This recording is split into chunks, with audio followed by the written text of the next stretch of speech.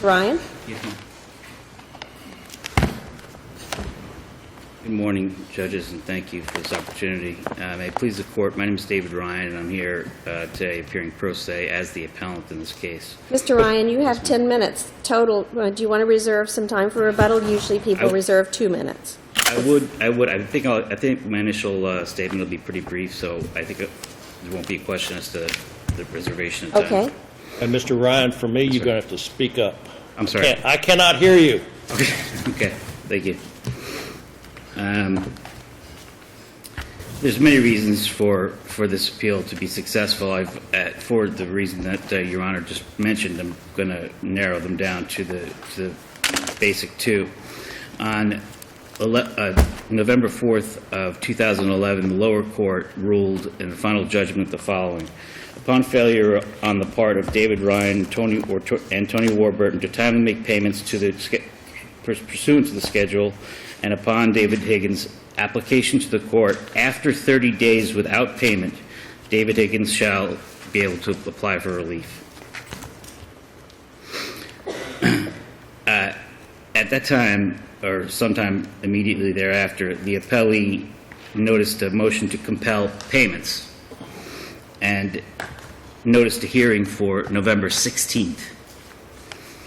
Well, I arrived in court on November 16th to learn that I was the only one there, and the hearing had already taken place 1 week before, on November 9th, 4 days after the entry of the final judgment. And an order to show cause was issued. I didn't receive notice of hearing. I did receive notice of hearing for the 16th, but obviously no hearing took place at that time.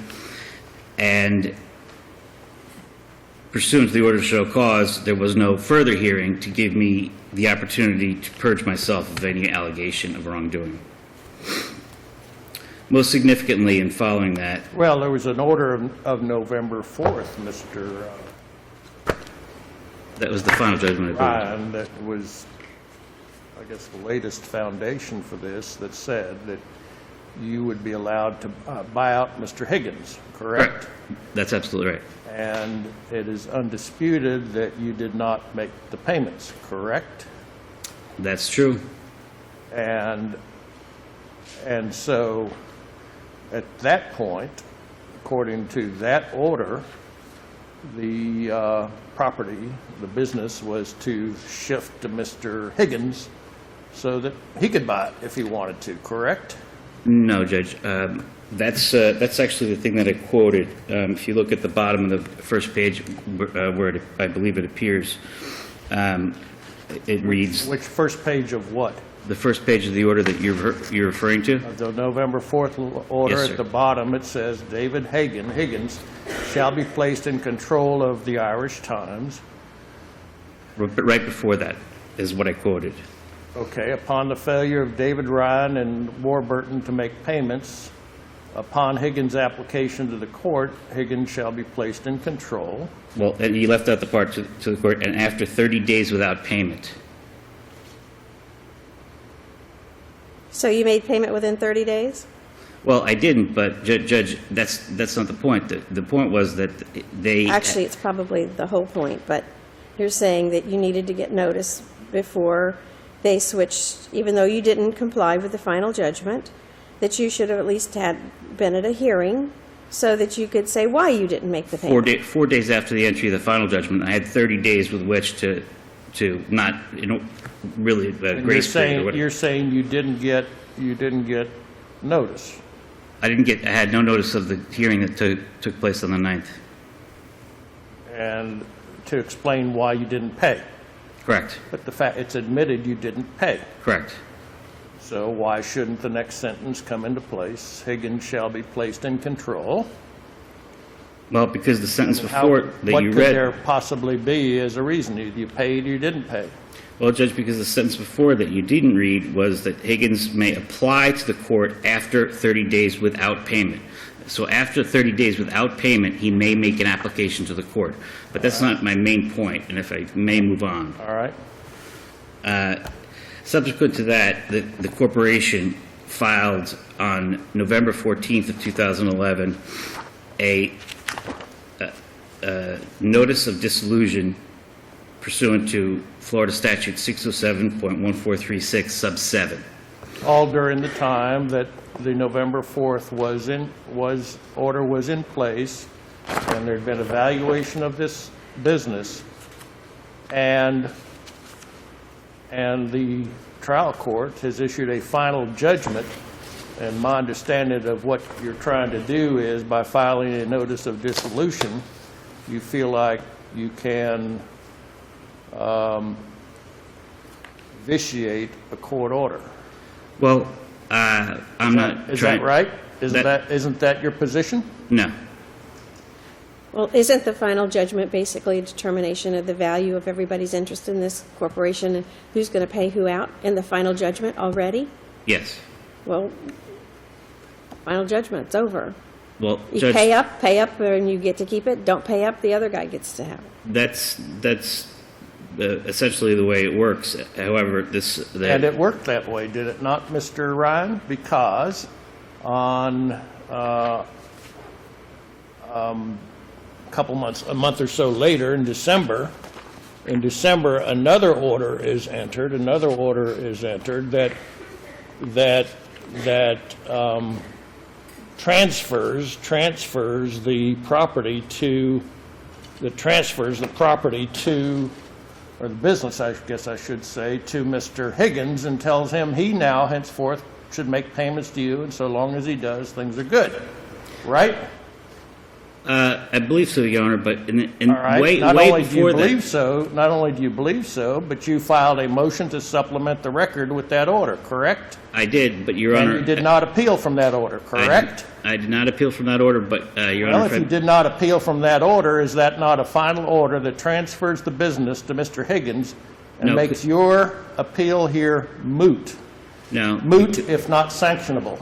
No, because I had made I had already filed a notice of appeal prior to that. But if I may... Did you ever appeal the second order that I referred to? No, and I'll tell you the exact reason why if you give me permission to speak. Well, why do I need to know why you didn't? If you didn't, and the fact is you didn't... Because it's invalid. And the fact... Pardon? It's invalid. Well, that's... Well, court orders entered by a court with jurisdiction, Mr. Ryan, as you must know, are valid until they're overturned. That's correct, but there's no jurisdiction in this case, and I'll explain exactly why. Did you file a writ of prohibition or something like that to argue or to present the position that the court had no jurisdiction, or was this just the wish or whim of David Ryan? It was neither. I filed exactly what I told you that I filed, which was a notice of the corporation's intention to adopt the Articles of Dissolution. And if I may quote the 4th DCA regarding the filing of that notice in a case by the name of Fiera versus Templeton, Section 607.1436 directs the procedure to be followed in these proceedings. The statute states that after a party has filed an election to purchase and the court has entered a final judgment determining the fair value of the petitioner's shares and ordering the purchase of those shares, the corporation may, within a prescribed period of time, which is 10 days, file a notice of intention to adopt Articles of Dissolution. See Article 607.1436, sub 7. Upon filing of such Articles of Dissolution, the corporation shall be dissolved, period. And the order, or final judgment in this case... Was there any order in that case, Mr. Ryan, in that case from which you're quoting, that had already ordered a transfer of the type in the November 4th order? I do not believe so. It's not reflected in the case, is it? There is a valuation, and that's as far as that one had gotten. This one has gone well beyond valuation. The valuation was 6, 8, or 10 months earlier. The court entered an order saying that you can buy, and if you don't buy, Mr. Higgins can buy. And you feel that order also is not binding on you, correct? Well, that's exactly what Florida law states, Judge. that you get to vitiate court orders without telling anybody. You may not appreciate the intent of the legislature in writing this case, this statute, Judge, but this is the exact quote of the statute, and the judges But the in court state are order, obligated to follow. ordered you, set the procedure out. As it does in all cases regarding And if dissolution the of court companies. order sets a procedure out, Mr. Ryan, how is it that you get to just go around that and file a piece of paper and vitiate the court order? Where is it writ Well, by anybody who went to law school? I just read it to you, and I will continue if you'd like. Unlike the language that's on section 607.1. Actually, Continue Mr. to Ryan, others. actually, Mr. Ryan, you've used more than 10 minutes of time, so apologize, Judge. we will give you 1 minute for rebuttal, so let's hear from the appellee. Thank you.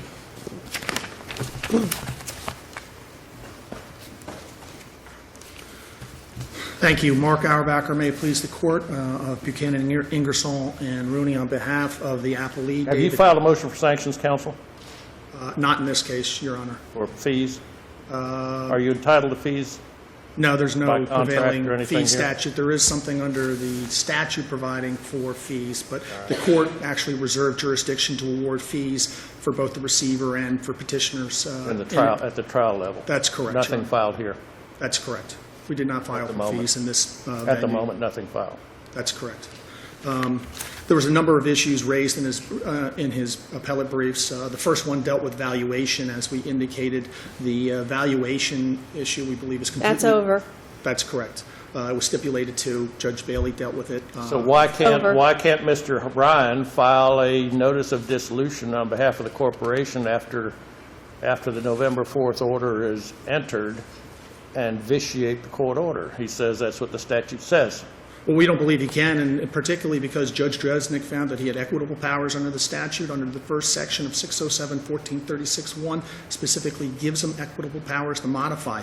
In the 1 day of transcript that counsel, or that the appellant provided, it specifically says, I'm here to do equity, and that's what he did. Judge Bailey started the equity when she provided for periodic payments because they couldn't pay a lump sum. She also provided for the accounting, which Judge Dresnick did over the period of 5 days, Your Honor. It would vitiate his ruling if they were allowed to Well, do does this order, the original order saying who's going to buy out whom, basically dissolve the corporation and transfer all the interests to somebody else? Does the initial order... Right, saying who Mr. Ryan is going to purchase the corporation from Mr. Higgins.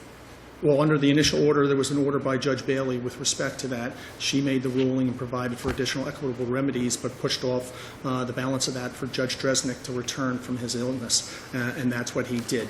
It was delayed, and we think that was part of why Judge Dresnick later found that there was fraud on the court. It was strictly to drag this out. There were no payments after April. He had control of the business for 6 months, didn't make any payments. The judge made orders saying you have to resume payments. He did not. We got to the final hearing. He ruled on October 21st, said you have to initiate these payments. You have to start paying the receiver, and that's what we did. He did not make the initial payments. We went into court, got an order to show cause. It was properly noticed by my firm. I certified that it was served and did, in fact, serve notice at the hearing. I'm not sure what the basis is for saying they didn't have notice, but they did. We went before the judge. They didn't appear, and you know what? They didn't appear for a lot of hearings. They've also appealed the receiver's request for fees. There was 2 specific fee applications by the receiver. They never showed, but then they complained later. And that was consistent with their pattern and practice in this case. So with respect to the receiver, I don't think there's any issues with that. He hasn't discussed it. They didn't readdress it in their appellate brief. They did not name the receiver in the appeal or copy them with any of the briefs. They also did not bring in Mr. Warburton. Both Mr. Warburton and Mr. Ryan received payments from my client, accepted them, negotiated, and we believe that's a waiver as well. It's been 1.5 years that Mr. Warburton's been receiving payments for his 18%. He hasn't complained. He hasn't sought to intervene. There's no understanding that he seeks to have this company dissolved, and there would be no benefit. And as you recall, Judge Dresnick said in the transcript, we found fraud and thievery, that it was worse than waste. And he specifically held that there was thievery going on and that there was and continuing to be a fraud on the court by Mr. Ryan. As I indicated, we believe the final judgment was appropriate. The judge had the equitable powers. We also believe that he cannot proceed on his appeal and show an abuse of discretion with Judge Dresnick's decision. He hasn't supplied the record. There was 4 additional days of hearings before Judge Dresnick where he heard parties and multiple witnesses and heard the accountant again at the end and made his specific oral ruling before the judgment was entered. And in addition, that judgment was prepared by the co-shareholders' counsel, Mr. Dienstag. So I don't believe there's any basis to complain, and that the lower court ruling should be affirmed. Thank you. Thank you, counsel. Thank you. 1 minute. Thank you, Judge. Judge, the only defense that the appellee has made was that Judge Dresnick has relied on his equitable powers in order to modify the judgment. And I'm just going to continue with the second paragraph that I was reading from Fierro versus Templeton from the 4th District Court of Appeals. Unlike the language in subsection 1 of section 607.1436, the one that was quoted by appellee counsel, which gives the court discretion to set aside or modify an election to purchase for equitable reasons. Equitable reasons is the only thing that they mentioned. Subsection 7 does not grant the trial court similar discretion after the order determining fair value and directing purchase of the shares has been entered. In other words, they do not have the option to do that. On the contrary, the language in subsection 7 leaves no question that the filing of an intention to adopt articles of dissolution at that time automatically nullifies the order and triggers the dissolution process without further order of the court. Let me ask you a question, Mr. Ryan. In this situation, factual situation that we have, what is the option that Mr. Higgins has in this situation? What was his option at that point? What was he supposed to do? At what point, sir?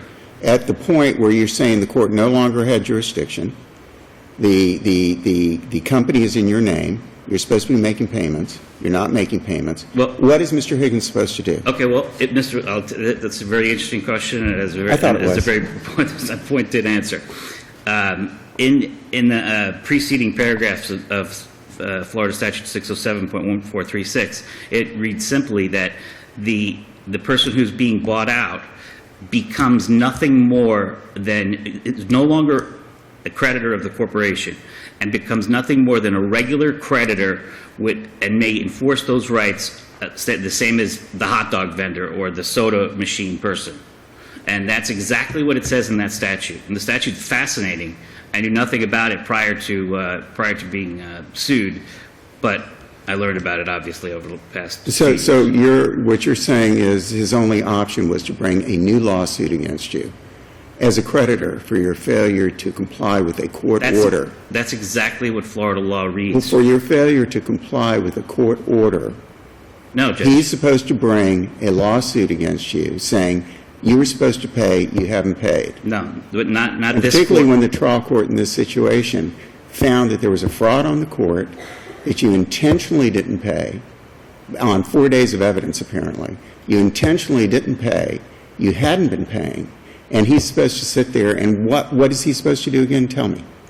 Well, at that point, the order hadn't been entered assuring him of the shares of the corporation. I was just describing the effect of Florida Statute 607.1436. However, in that situation, he has to wait 30 days from the date of the final judgment. And we go right back full circle to Judge Shepard's first question, which was, did you make the payment in those 30 days? I didn't have the opportunity before the 30 days. Did you make the payment in 30 days that you were required to do? In the 30-day requirement, did you make the payments? Judge, I didn't. Did you make have a possession payment, of the bar Mr. Ryan? at the time? Did you make a payment in the 30 days that you were required to do? That's the first question. No, I did not. Okay. Thank you. But it was not intentional. Thank you, Mr. Ryan. That's not the point of the appeal, Judge. I'm sorry. Thank you. Thank you. Thank you.